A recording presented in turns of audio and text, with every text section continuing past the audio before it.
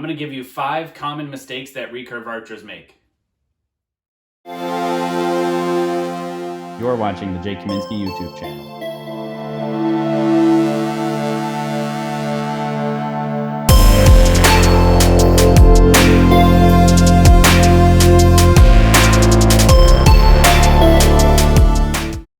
If you're new here, my name is Jake Kaminsky. I'm a 2-time Olympic silver medalist in the sport of archery. Welcome to the channel. Right now, this channel, we do have 2 live series that are going on, a form series and a tuning series specific to the Olympic recurve. We're doing strength training as well. My wife is helping me on that side, and that's for all archers. And eventually this channel will feature lots of information for all disciplines of archery. So this video is going to cover 5 common mistakes that just about every recurve archer makes. If they don't still make them, they did make them in the past. So hopefully with these quick tips, you won't make the same mistakes that I did. The first most common mistake that I see is that recurve archers do not have their limbs aligned to their bow. The limbs are not aligned to each other. Sometimes they're misaligned differently, and sometimes they're not aligned to the center line of the bow. It's actually very simple to align your limbs. All you need are these things right here, these tools. They're called biter blocks, biter limb gauges.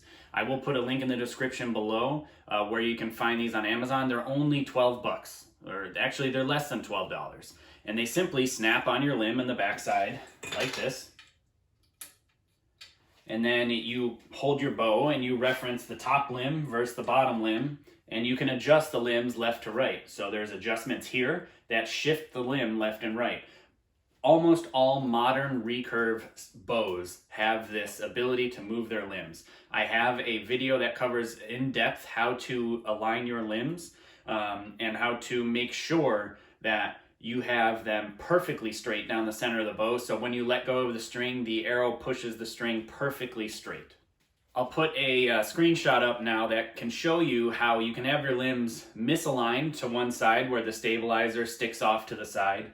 The limbs can also be misaligned to each other where they're not the same, or you can have them perfectly in line with each other with the string going right down the center of your stabilizer. What this will do is it'll allow the limbs to pull back in a very perfect straight line and not off to one side and bend essentially or twist as you're pulling them back. And it will help snap directly forward when you let go of the string. The bow will be much happier that way. It'll be much more forgiving and more accurate.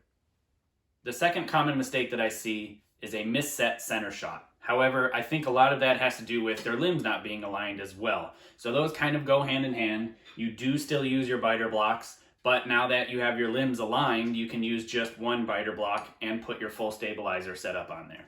So what I see as most common is everybody has, if their center shot is even set, it's set up to the outside of center, which is an old method, but with today's modern plunger systems that absorb the arrow flex, you don't need to have the arrow very far outside of center. Just a little bit is enough, only with a barreled arrow. That means only with an ACE or an X10 that is made by Easton. So only this type of arrow, an Easton X10, do you need to set outside of center, or its counterpart, the ACE. But any arrow that is like this, which is just a basic aluminum arrow or an all carbon arrow that has a parallel shaft, you set the center shot up with the arrow directly down the center of the string. I do have a video that covers that as well. I'll put a link up over here as well as in the description below. The third common mistake that I see archers do is that they have improperly fitting nocks. They either have nocks that are far too tight, like this one. If you'll see, I'll click it on the string. It clicks nice and loud and sounds nice, but it's just on too tight. It doesn't want to come off very easily. But this knock is too loose. If you'll see, when I click it on the string, it comes off a lot easier, which is much better. However, it's just a tad too loose. I'll show you a close-up here in a moment, but if you look, I can rock this arrow back and forth by twisting it. All that means is that the arrow or the knock, it almost makes a full circle, and the string needs to be touching that on all sides with full support. If it is not touching it, the arrow will be able to twist and rock back and forth and will be inconsistent in when you let go of the string. Sometimes the string will slam into the knock and then push the arrow forward, and sometimes the string will be already touching the arrow and then directly push the arrow forward. Those type of inconsistencies will show varying impacts on the target downrange. Another thing about this is that this nock is not properly supported by the nocking points on the string. You can see that the arrow can move up and down vertically on the string. Optimally, you should have nocking points that just barely support the nock vertically. So that way the nock is consistently in the same exact place on the string. Your fingers are in the exact same place on the string when you hook onto the string. So that way, when you let go of the arrow, it is coming from the same point in space every single time and resulting in tighter groups downrange. So again, I'll show you some close-ups. Optimally, what you want to do is you want to see the nock be fully supported by the string and unable to twist back and forth, but it still should be able to vertically slide up and down the string with minimal effort.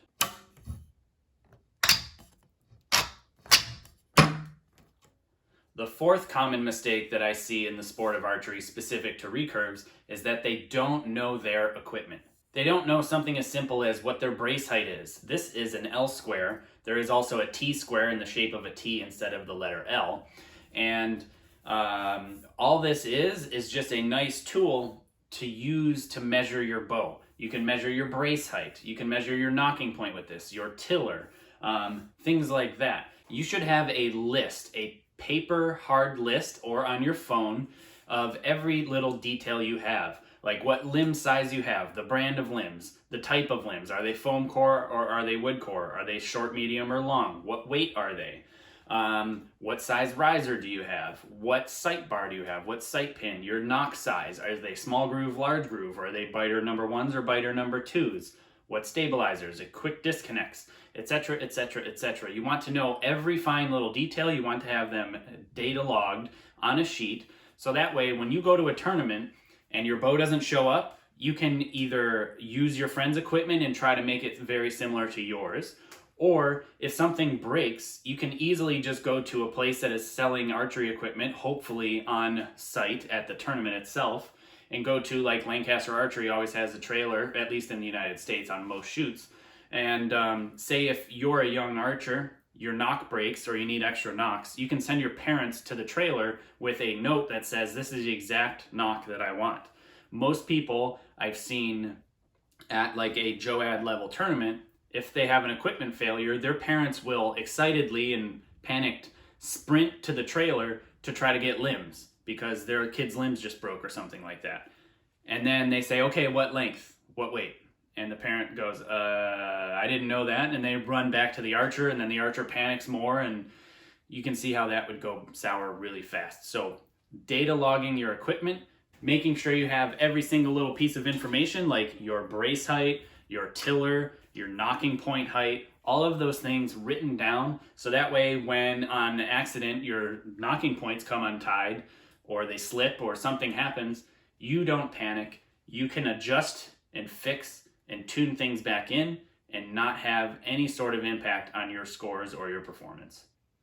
The fifth common mistake that I see recurve archers make is they spend money on limbs or equipment instead of spending money on knowledge. So what do I mean by that? I mean that instead of spending $750 on the newest, latest, greatest, shiniest, fastest limbs that came out this year, I believe that you oftentimes would be much better off spending money on knowledge instead. So spending money on a great coach, spending money to learn how to set up your limbs properly, spending money or time to learn how to exercise properly, to get stronger, to get healthier for the sport of archery so you can get better that way. You cannot buy points. You can't buy performance, but you can learn how to utilize what you have to gain a lot more points than you can from buying equipment.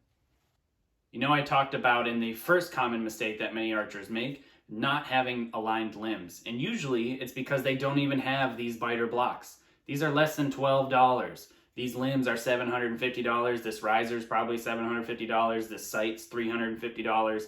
Go down the list and you have thousands of dollars in equipment in the top level archery setup.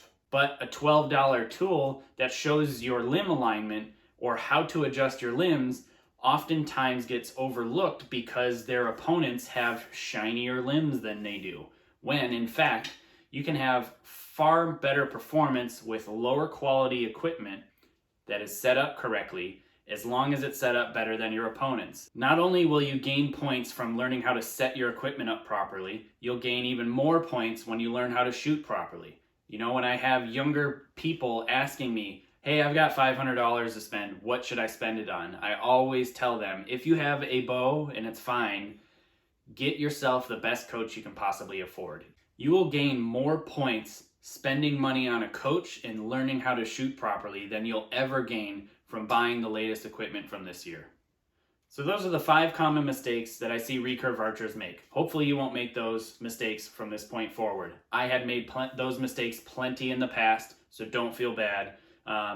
Thanks for watching. If you would, hit that subscribe button and a notification bell. I appreciate it. Thanks for watching. Be sure to subscribe and hit that notification bell so you get notified every time a new video is uploaded. For seminar and book info, head to jkaminski.com or click on the link below. And yeah, I appreciate you guys watching. If you would, please share this video. It really helped get the word back out that I am back out there. Thanks again. Take care.